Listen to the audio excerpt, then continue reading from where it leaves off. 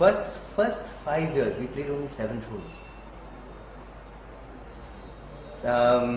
Because each time we would perform, the audience will go back and they will come and thank us, and they went and talked about it to whole lot of people, their friends and their friends' friends, relatives and so on.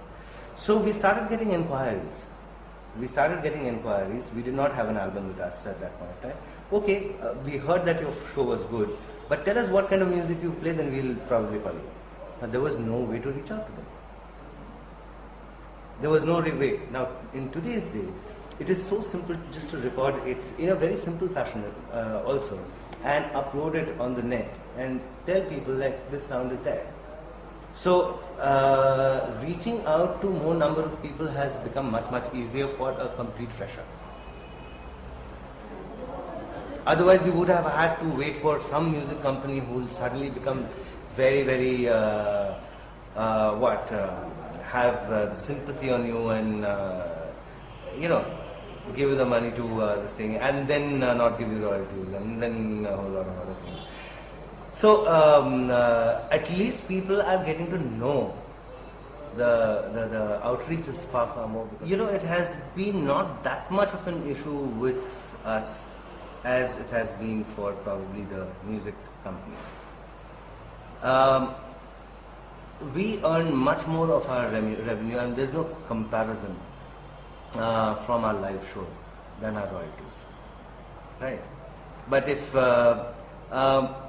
and also we know that if a person is getting a copy from somebody else, the person probably does not have the money to buy it. If he does not, at least it is reaching out. It is reaching the audience. I mean, that is something which, and first time when we got to know it, our albums have been pirated all over the place. That in Kathmandu, pirated Desert Train, Kandisa, Chini, everything is selling there. It feels good because you know that you are probably in that league that people are pirating your music. The connotation of piracy has changed over the years. When I was working with EMI, the Gramophone Company of India, way back in early 90s, piracy meant only counterfeits, right? Counterfeits mean duplicate cassettes or CDs, whatever. Today, piracy has come in a whole lot of different ways because of the internet. Now, and through the internet, nobody is making that money. At that point of time, the pirates used to. But I can't possibly say that nobody is making that money, because if you have a particular website where you can free download stuff, I'm sure there are so many hits that people would like to go and advertise there. So they get the revenues from different channels. So it's very difficult to say what is commercial and what is not. See, if you go and look into a computer software which allows you to make music,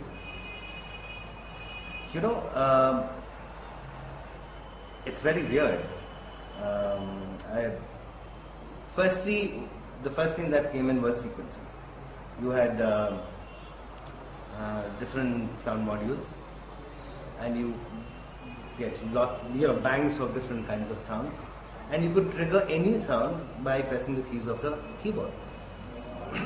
And then it has now turned into, there are electronic flutes which you can actually connect to that.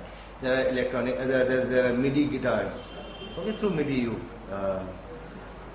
the softwares actually, there were various different ways of making music. Initially loops were not there. You would have to actually create a loop of your own and then create the music. But the computer used to help you. Suppose you play something and you've gone out of tune, or you've gone out of rhythm especially. You ask the computer to correct it, it will correct it, and it just might sound good. It's like spell check. Huh? So yeah, it's like spell check. Absolutely. So without even knowing how to sing a proper saregama in B, you could actually start churning out music. But you see, music is not just technically 3 different things. There are just 3 different aspects in music. There is a melody, there is harmony, and there is rhythm, right? And there are just 12 notes. What can you do with it? When you do music through hit and trial, you get to get the feel that this has not come from within. This is an application. There's a fine line between creativity and application. You have certain skills, or somebody else is helping you develop those skills or use those skills, and in a given situation you apply them. And creativity, in actual creativity, you definitely require the skills, but the skills are at the back of your mind. From where the creation comes, actually you don't know. And this quantization that I was talking about, you play something wrongly and the computer will quantize it. I was just told the latest version of Pro Tools actually does it to a WAV file. So it's remarkable. You may need not be able to sing in tune, because you have pitch correctors which will make you sing in tune after you've sung in post-production. So these are things which have come in. I'm not saying, the thing is that technology there's nothing bad with technology. I think what goes wrong are with the musicians or the creators themselves. Say when color happened in movies, when color cinema came in, that people could suddenly from black and white for a long time they could not actually make good films with color, because they did not know how to utilize that technology. In the same way, when synthesizers came in, a whole lot of trash happened with synthesizers. I think the first people who used the synthesizer beautifully was Pink Floyd. So how you use technology is another thing, and how you can make it into an expression, a genuine expression that's coming from within. I mean, can you imagine this is happening to a person like A.R. Rahman? Can you imagine what can happen to a person who's a nobody, who's just wanting to make it big in the industry? I mean, we have gone through certain contracts. Amira, you won't believe it. There are contracts which even go to say, to the extent that if you change your hairstyle, you should let us know. If you want to shave off your beard or keep a beard, you have to let us know, and we will tell you whether we would like that to happen or not. Because we are creating these characters and we own them. So you are ours. So these are...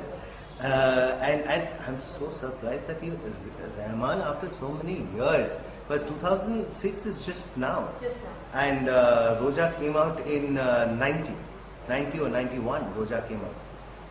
I must tell you this story. I was with the Gramophone Company of India at that point of time, and I was doing my rounds of these music shops. So I was in Palika Bazaar, and I was sitting in one of my dealer shops. Suddenly I hear this music, beautiful music coming from, and it's in Tamil. Not being able to understand any word, but I just love the music. So I asked my dealer, what is that music? He said, I don't know. So I followed the sound and went to that shop who was playing it, and I said, can I buy this cassette? So yeah, so I bought the Tamil version.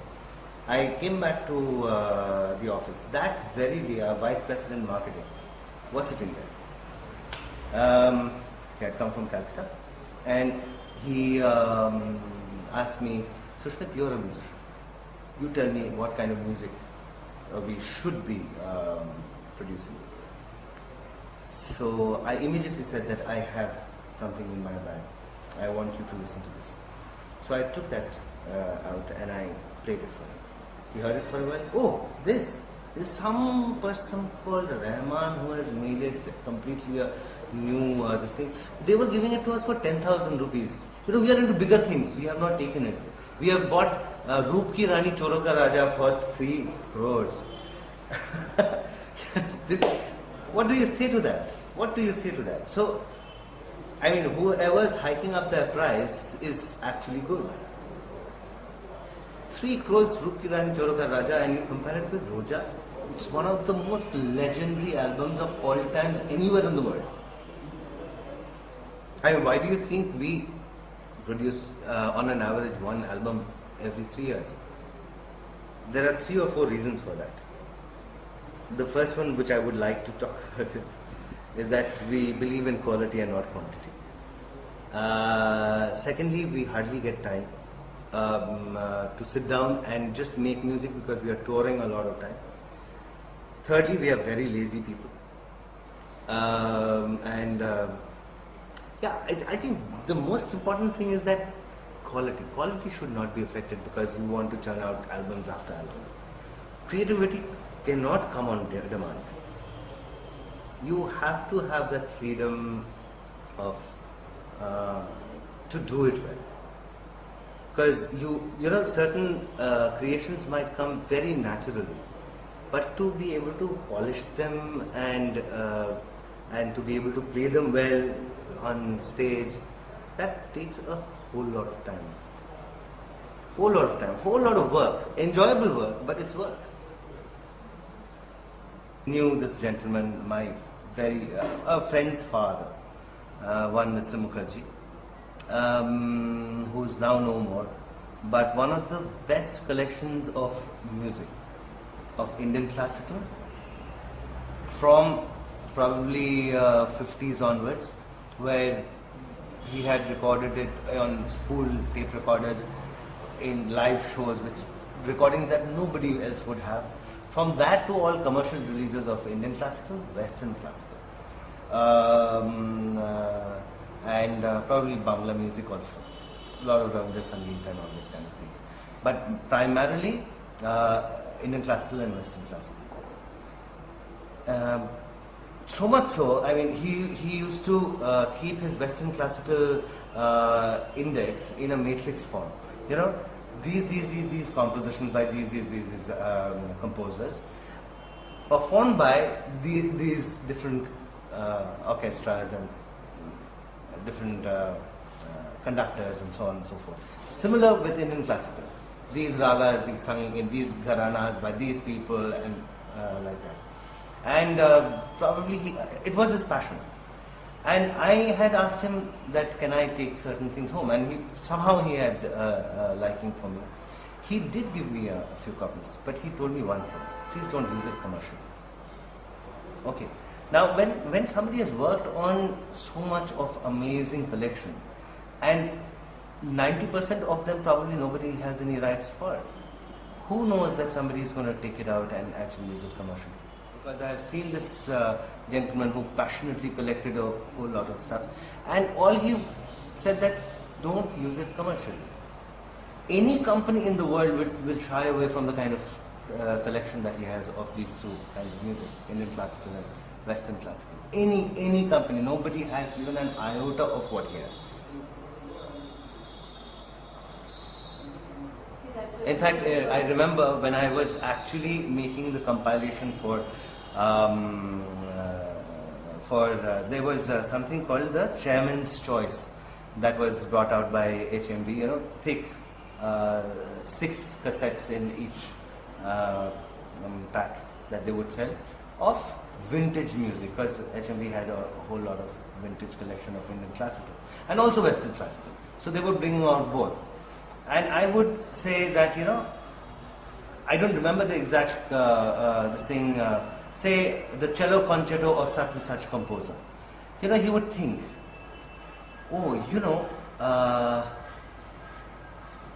this was played, although Pablo, what's the cellist's name? There were actually 3 very good friends, Pablo Neruda, Pablo Picasso, and Pablo Casal. Although he is one of the best cellists, but probably Daphne de Pere has played it better in such and such rendition with such and such orchestra. And this appeared in this particular recording which came through this company in this year.